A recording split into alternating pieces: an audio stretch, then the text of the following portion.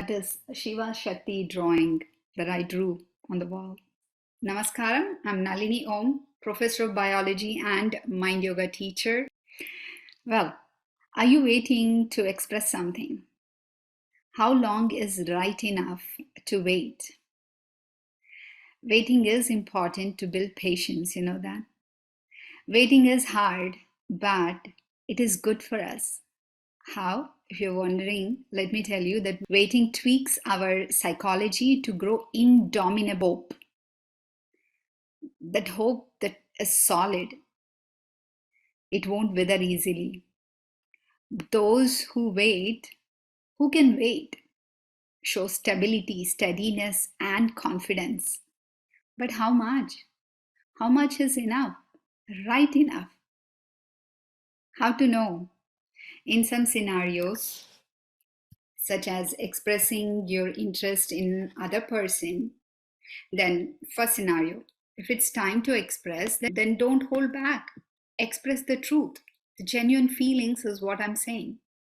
I know dating gurus and experts say that you'll come out as a needy person if you express first, so you shouldn't do it first. Especially they ask females to not propose or express, right? That's the trend. In a way, they are right. So keep your feelings, don't express for some months, and observe the person. Know the person well enough, then express. I think there the waiting is right. But don't keep the feelings for years and suffer. In Hindi we say, man hi man mein ghutna kyun? Wait, but not too long that it's eating you away. Second scenario. Ask yourself, what's wrong in expressing? If you have true, deep, intense, genuine feelings, then express. You never know, you might get a yes. If it's a no, then it means that next option. No stands for next option, which is working on yourself.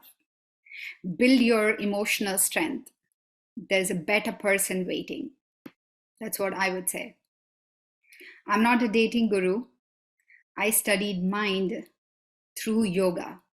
And I'm asking you to exercise satya, which is a sub-branch of 8-step yoga or 8-branch or 8-limb yoga, given in Sutra 2.36. Exercise truthfulness boldly. It requires courage. Yes. Subscribe to my channel, like and share this video.